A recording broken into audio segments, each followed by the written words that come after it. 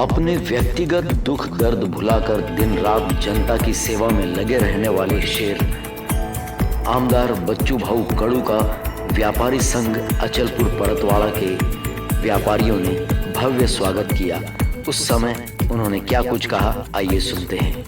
व्यापारीगण, मंच पर उपस्थित जिनके आशीर्वाद मैं लेने चाहता हूँ, हमारे हरिशंकर जी अग्रवाल, कमल जी बंसल जी, प्रताप जी, सभी हमारे महत्वपूर्ण व्यापारीगण। ऐसा टाइम तो बहुत हो गया, लेकिन मैं नसीबवान हूँ। मैं निर्दलीय हूँ, प्रहार का संगठन भी है और ऐसी कोई बड़ी पार्टी भी नहीं है, उसमें नाम में भी बच्चू हूँ। और तब भी इतने बड़े बड़े लोग जो हमें सहयोग के रूप से और आशीर्वाद के रूप से आप जो या उपस्थित है, उसके लिए आपको भी मैं नमन करता हूँ, आपको सबको धन्यवाद देता हूँ। यह नसीब सबको नहीं मिलता। अभी भी राजकुमार जी ने कहा है, हमारे पटेल जी जिस तरह हमने अचलपुर विधानसभा में पैर रखा था, लेकिन आपके वजह से हम मेड़घाट में भी मजबूत हो गए और एक के बराबर 2 विधायक प्रहार संगठन के निर्माण हो गए। ये तुम्हारे हमारे लिए सबके लिए बहुत खुशी की बात है। अगर यहाँ का संगठन और मजबूत होता है, यहाँ का विधायक और मजबूत होता है, तो उसके परिणाम भी यही एरिया को और अच्छे मिलते हैं।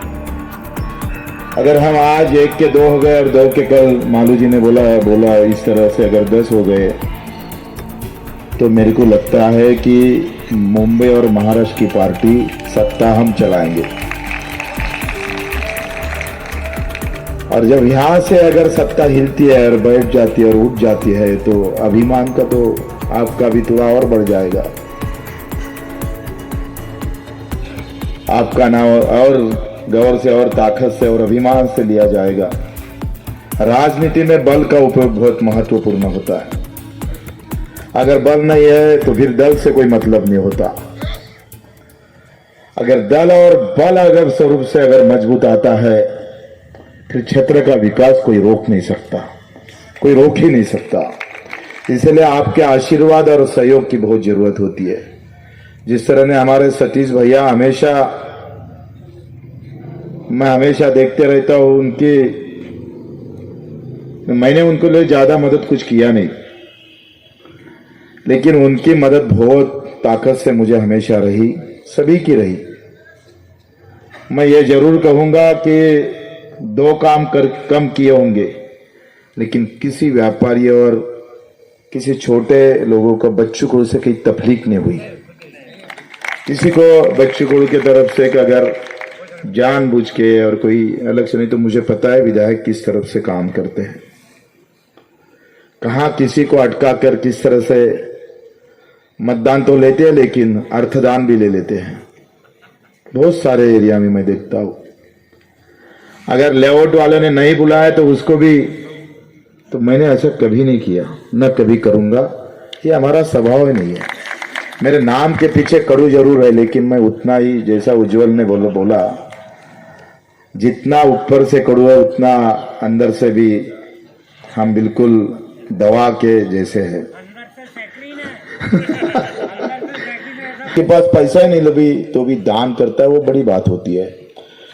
तो मेरी कोई पार्टी भी बड़ी नहीं और मैं भी इतना बड़ा नहीं, तो भी तुम्हारा सहयोग इतना बड़ा है कि हमको बड़ा कर देते हैं। तो ये आपकी बहुत मेहरबानी रही, बहुत सहयोग रहा। मैं बहुत नसीबवान हूँ। देखो, विधायक तो सभी बनेंगे, लेकिन आपकी इस उपस्थिति और आज का सत्कार, ये कोई विधायक के कारण नहीं, तो एक कार्यकर्ताओं के कारण हमारा किया है। इससे बहुत खुश हूँ, इससे बहुत आनंदित हूँ। और रही बात विकास की, तो हमने जिस तरह से 20 साल में हमने काम किया है, जिसका किसी पर नजर भी नहीं गई, किसी को लगा भी नहीं कि ये भी एक काम हो सकता है, ये भी कुछ तकलीफ हो सकती है, ये भी कुछ यातना हो सकती है, इसमें भी दर्द है, दुख है। 50, 60, 70 साल के अंदर पार्टियां बड़ी हो गई, आज जा नहीं सका खाली बच्चू कुल के सिवा। एक विचार सुना, जिस तुकाराम महाराज का सुना, छत्रपति का सुना, बाबा साहेब का सुना, और फिर ना हमने ऐसा सोचा कि मैं जब बाहर निकला तो मैं किसके लिए बाहर निकलूं? पैसा कमाने निकलो, पार्टी बनाने निकलो, कि सेवा के कारण निकलो?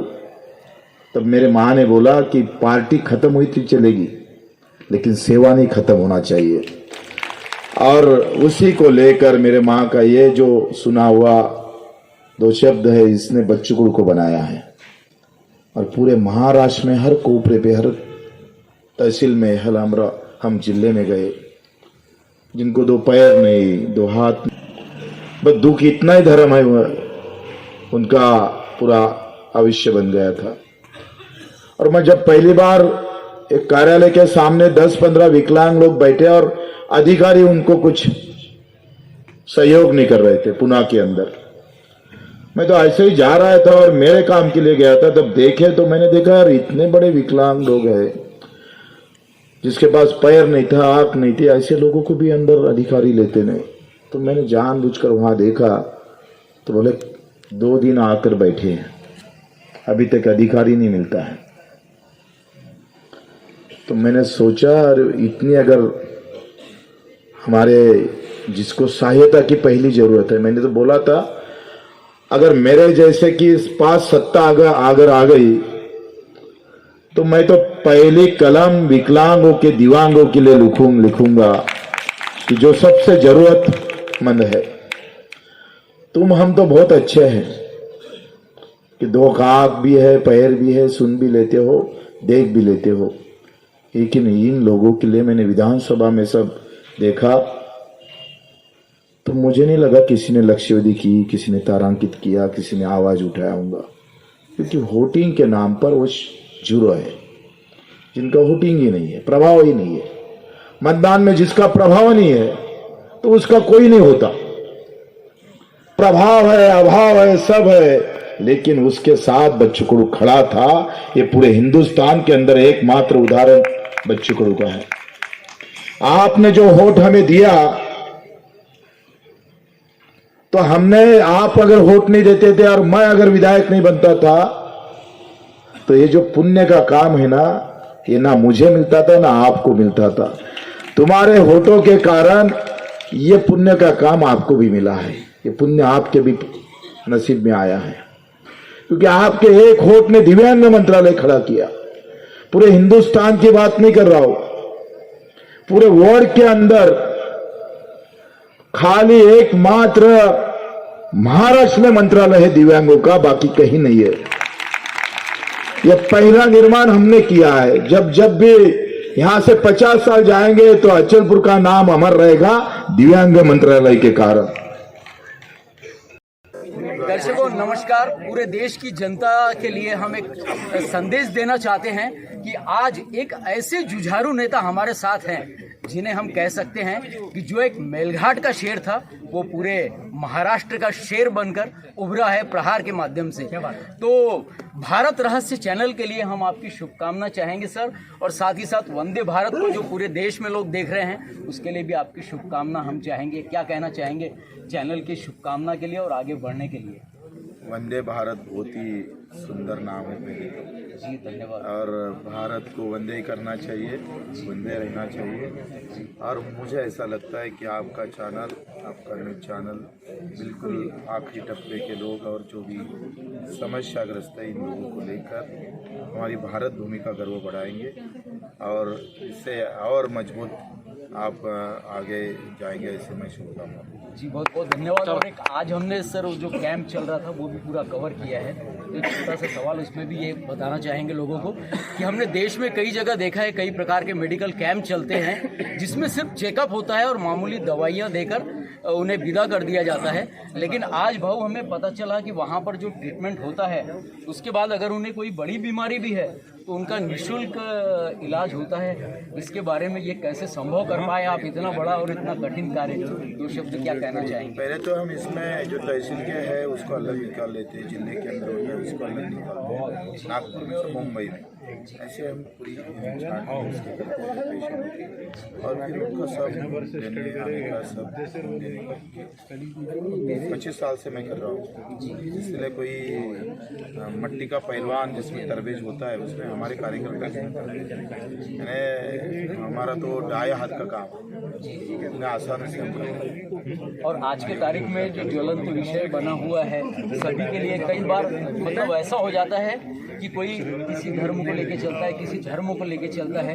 अभी राम मंदिर की भी स्थापना हो रही 22 तारीख को, लेकिन यहाँ पर हमने देखा है कि आपने पूरा माहौल ऐसा बनाया है कि सारे लोग बिल्कुल एक परिवार के सदस्य बने रहते हैं। ये कैसे संभव कर पाते हैं आप?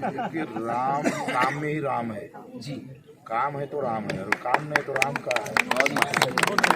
और मैं तो पक्का राम भक्त हूँ। और खाली थोड़े फर्क होता है, कोई राजकीय राम भक्त होता है, कोई और कोई राम भक्त है, लेकिन बच्चों को सेवा के कारण राम भक्त बनाते हैं। जी हाँ, यही है अद्भुत शख्सियत श्रीमान बच्चू भाऊ कड़ू की।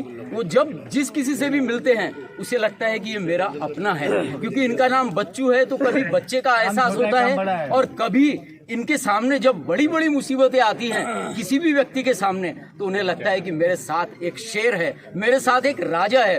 और अतिशयोक्ति नहीं होगी अगर हम नए जमाने के शिवाजी महाराज की छवि अगर देखें तो वो साक्षात बच्चू भाऊ में देखने को मिलती है।